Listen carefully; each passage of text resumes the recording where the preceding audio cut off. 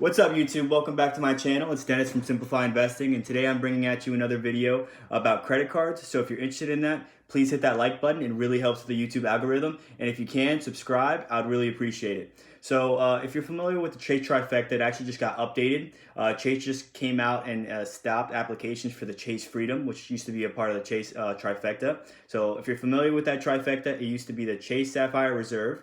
It used to be the Chase Freedom Unlimited and the Chase Freedom. So now that the Freedom's removed or no longer available to new applicants, they replaced it with the Freedom Flex, which is a much better card, more competitive in my opinion. And they did a really good job designing the card. So again, now it's going to be the Chase Sapphire Reserve, the Chase Freedom Unlimited, and the Chase Freedom Flex. So I'm going to go ahead and show on my laptop all the different benefits that you can get by obtaining this trifecta. And again, I want to remind people that this trifecta does have an annual fee, and I only recommend you to obtain this trifecta if you're able to break even or benefit from this trifecta. I mean, I believe it's really easy to benefit from the trifecta because the Chase Sapphire Reserve does give you a travel credit of $300 annually, and there's a lot of different benefits to it. You get lounge access, priority pass, and you get a lot of different insurances. So in my opinion, it's really easy, but it's not for everyone. If you're someone who doesn't like to spend a lot, it doesn't make sense. It also doesn't make sense for people who are going to redeem the points back for cash. You get a lot more value, minimum at least 50% more value if you redeem it for travel. The Chase Sapphire actually has a benefit where if you use your points for travel through the portal, the Chase portal, you get 50% more redemption for your 1 point. So 1 point actually equals 1.5 points, and that honestly adds up the more points you get, right? And with this trifecta, you get a lot of bonuses. So if you don't have these cards yet, you get to rack up these different bonuses, and it really adds up over time. If you haven't received any of these cards yet and you don't have no relationship with Chase, I definitely recommend not going all the way out. If you don't have any relationship with Chase, what I would recommend personally is building one very slowly with them. They're very picky, especially with the illness that's going around. They're not really open to really take a lot of risk. So what I would recommend someone do who's early to the credit card game and the credit score game, I would recommend them opening up a checking account with them. Just obtain it, get it for 3 months. There's a few different offers you could find throughout the web. If I could find one, I'm gonna post it down in the description below. If you sign up and you meet the criteria, you get a little bit of a bonus. I think it's $300. That's how I actually got into Chase. Just a way to incentivize you to use your checking account with them. And it's a very low, reasonable balance. In my case, I think it was $2,500 that I had to maintain there for 3 months. I thought that was really reasonable. And then after those 3 months, you get $300. And in my case, you also had to set up direct deposit through them. So that wasn't too hard. I just contacted my employer and we did that. But again, please, I can't emphasize this enough. If you're going to use your points for cash back, I highly do not recommend this. This is for people who are willing to travel. And one good thing about this trifecta is that the Chase Sapphire Reserve is very lenient with what it considers travel. I mean, you could do subways, you could do trains, you could do Ubers, taxis, flights, cruises, anything that's remotely close to travel works. And again, anything that you use. So for example, when I lived in New York City, I use a subway a lot, so I would pay with my Chase Sapphire Reserve, and that would code as travel, so I'd get 3% back on every dollar spent in spending on subway. And also, if you had the $300 credit remaining for that year, you would be able to get it subtracted from that. So that really does help. The Chase Freedom Unlimited is also an excellent card. It's very simple. It's 1.5 percent back for all spending, and usually this is the card that I like to use whenever you don't have a card that you're going to be able to use for that category. So for example, with the Chase Trifecta, there's no category for gas stations. So what I usually do is just use the Chase Unlimited, and I just put it on there. And the good thing about the trifecta is instead of getting that 1.5% back, you actually transfer those points to the Chase Sapphire Reserve, and when you redeem them for travel, you actually get a multiplier of 50%. So you actually get 2.25% in value for that $1 spent. So I think that's really interesting. And the Chase Freedom Flex we'll go into in it shortly. All right, so now that we're back on the computer, I wanted to show you what the Chase Trifecta, the old one, used to look like. So on the left-hand side here, you get the Chase Freedom, which is no longer available to new applicants.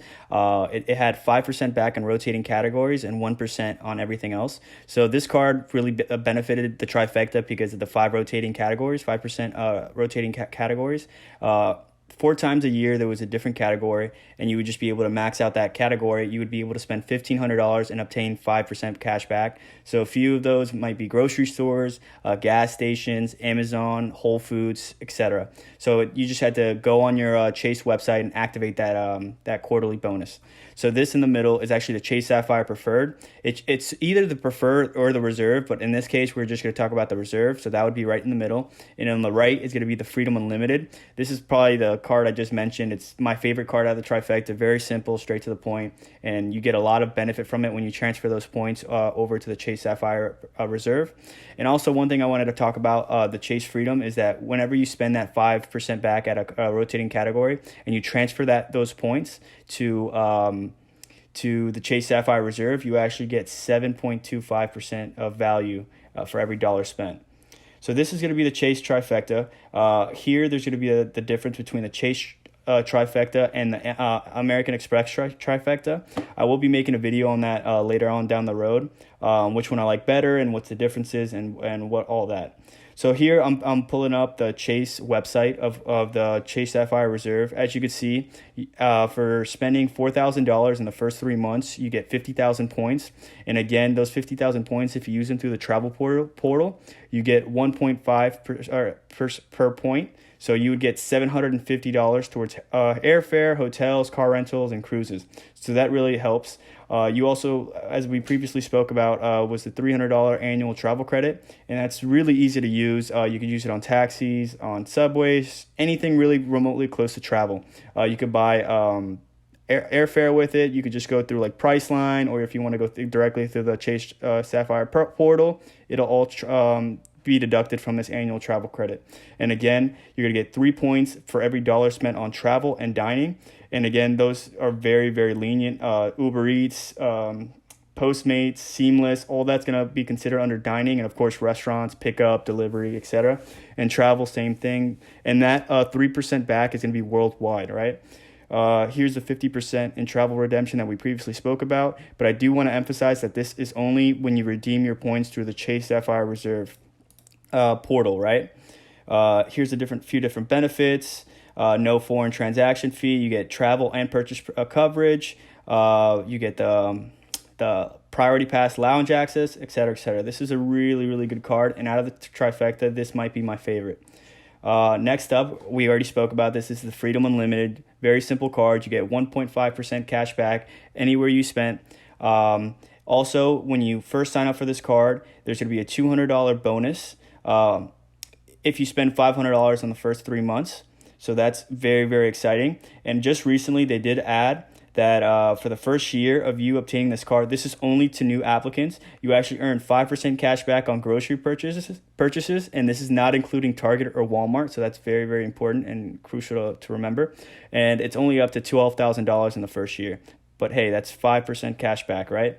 Also, you get 0% interest APR for 15 months. I personally don't like to carry balances, but if you are in an urgent situation and you feel like you have money better spent somewhere else, it's fine to carry a balance as long as you pay it off before those 15 months are over. Next up, I wanted to talk about the Chase Freedom Flex. This card recently just came out. I'm very excited about this card. I just applied for it. Should be coming in shortly. I'll maybe make a video about that. But again, you earn $200 bonus after you spend $500 in the first 3 months. You earn 5% cash back on grocery store purchases. Again, this is just for the first year. Same thing as the Chase Freedom Unlimited. You get 0% APR for the first 15 months. Again, I really encourage you not to carry a balance, but if you have to, do it on a with a no interest card. And again, these are the different categories that you could see the card benefits for. So you get the 5% cash back in quarterly bonus spend. So you could see here. Let's see. So this quarter is going to be Walmart and PayPal from October to December. These are going to be the 5% you get back. PayPal is a little bit easy to use because you could use a lot of spending through like small businesses, online, et cetera, et cetera. So that helps, and Walmart, of course. So next up, you also get 5% on travel purchased through the Chase Ultimate Rewards portal. That's great. That's actually higher than the Chase Sapphire Reserve. And from that 5%, you can actually transfer it over to the Chase Sapphire Reserve and then get the 1.5% or 1.5 per point bonus if you transfer over. Next up, you get 3% on dining. That includes takeout and delivery services. You get 3% on drugstore purchases, and 1% on everything else. So this is a really, really strong card that I recommend for everyone who's starting out the credit card game. So again, guys, if you want to get any of these credit cards, I'm going to leave referral codes down in the description. If you're interested in getting any of these codes and helping me out, I do receive commission for you applying for this card. You could go ahead, click those links, apply. If you don't feel comfortable doing that, I totally understand. Just go on Google or directly on the Chase website and do it on there. But again, if you're new here, please hit that like button. It really helps with the growth of this channel and the algorithm. And hit that subscribe button if you want more videos about personal finance, real estate, and stocks. And I'll catch you guys on the next one. Peace.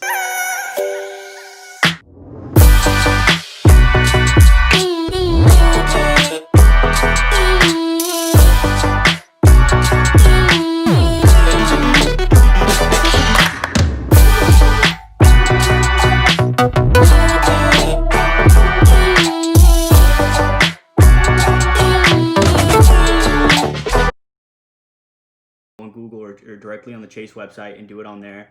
But again, if you're new here, please hit that like button. It really helps with the growth of this channel and the algorithm.